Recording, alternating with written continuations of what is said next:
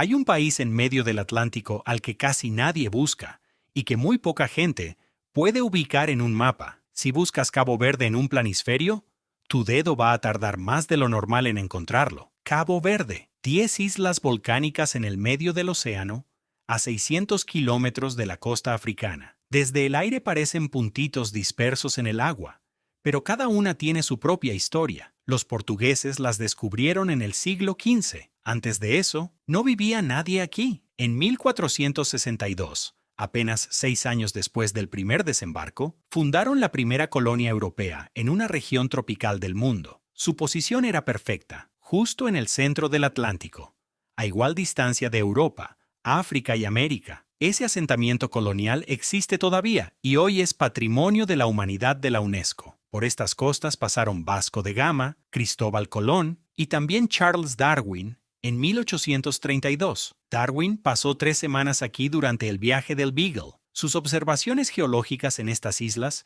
influyeron directamente en la teoría de la evolución, pero hay un lado oscuro que no se puede ignorar. Cabo Verde fue durante siglos el corazón del comercio de esclavos. Su posición en el Atlántico lo convirtió en el punto de tránsito obligado de millones de personas arrancadas de África hacia América. De esa historia nació algo inesperado, una identidad cultural completamente propia, mezcla de África y Europa, que no se parece a ninguna otra. El dominio portugués terminó el 5 de julio de 1975, cuando Cabo Verde proclamó su independencia. El líder del movimiento fue Amílcar Cabral, uno de los pensadores anticoloniales más importantes del siglo XX. Cabral fue asesinado en 1973, 2 años antes de haber cumplido el sueño por el que dedicó su vida. Hoy su nombre está en cada rincón del archipiélago. Desde los años 90, Cabo Verde se convirtió en una de las democracias más estables de todo el continente africano. En un lugar donde la inestabilidad política es la norma regional, eso no es un detalle menor.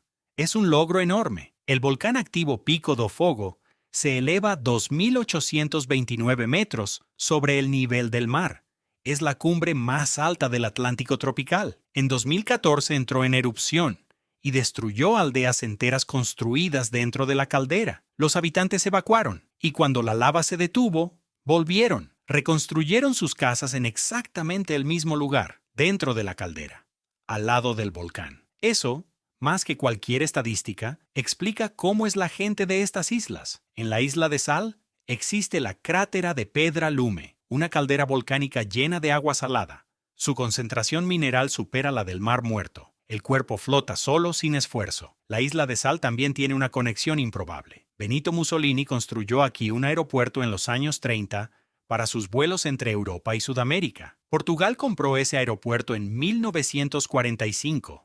Al final de la guerra, sigue operando hasta hoy. Sal, un dictador y un lago donde la gente flota, todo en la misma isla. Cabo Verde es el tercer sitio de anidación más importante del mundo para la tortuga boba, una especie amenazada. De junio a febrero, miles de tortugas llegan a sus playas a depositar sus huevos. Más capoverdianos viven fuera del país que dentro de él. No es un dato menor, es la historia misma del archipiélago. Las devastadoras sequías del siglo XX provocaron una migración masiva hacia Europa y Estados Unidos. Esa diáspora construyó comunidades enteras en Lisboa, Rotterdam y Boston, y durante décadas mandó dinero e identidad de regreso a las islas.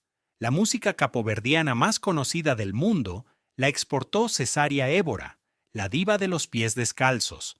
Actuaba descalza en todos sus conciertos, en solidaridad con los pobres de su país. La morna melancólica y profunda y la coladeira alegre y rítmica son los dos géneros que ella llevó al mundo. Gracias a Évora, esa música cruzó todas las fronteras y hoy forma parte del patrimonio musical de la humanidad. En la cultura capoverdiana, comer en público sin ofrecer a quienes te rodean se considera una falta grave de educación. Si estás comiendo y alguien se acerca, la norma implica que debes invitarle a compartir tu plato, una costumbre que nació en siglos de hambre y escasez, y que sobrevivió como una de las señas de identidad más fuertes de este pueblo. El plato que mejor representa esa cultura es la cachupa, un guiso lento de maíz, frijoles, pescado y carne, humilde en apariencia. Pero en Cabo Verde se dice que un buen plato de cachupa puede contar la historia de toda una comunidad. Y como curiosidad que resume bien este archipiélago, hay una cabra por cada 2 habitantes. Los portugueses las trajeron en el siglo XV como fuente de alimento y se adaptaron tan bien al terreno volcánico que hoy son parte inseparable del paisaje. Desde el aire, las 10 islas parecen un accidente geográfico, pero cada una tiene su propio carácter, su propio relieve, su propio color. La historia de Cabo Verde cabe en una línea. Colonia portuguesa en 1462. Centro del comercio de esclavos durante siglos, independencia en 1975, democracia estable desde los 90, y en cada capítulo la misma actitud: adaptarse, reconstruir, continuar. El atardecer en Cabo Verde dura más de lo normal. El sol cae despacio sobre el Atlántico y las islas se vuelven naranja. En ese mismo país pequeño y volcánico caben Darwin, Mussolini, Cesárea Évora, la tortuga boba y la caldera donde la gente vuelve a vivir después de la lava. Ese volcán que ves ahí, el Pico do Fogo, destruyó casas en 2014. Las mismas familias volvieron a construirlas al pie del cráter. ¿Y eso?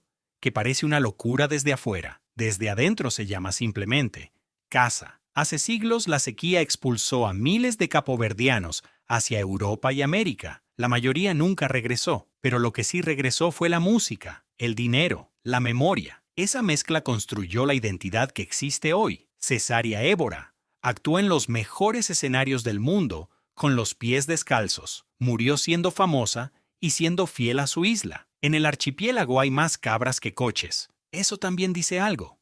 Cada vez que alguien intenta resumir Cabo Verde, termina contando 10 historias distintas. Y al final, lo que mejor lo resume no es ningún dato. Es esa imagen de las familias reconstruyendo dentro de la caldera. Un lugar que aprendió a vivir con lo que tiene, incluyendo el volcán. Cabo Verde, el país que casi nadie menciona, y que una vez conoces, no puedes olvidar. Deja tu like. Nos vemos mañana.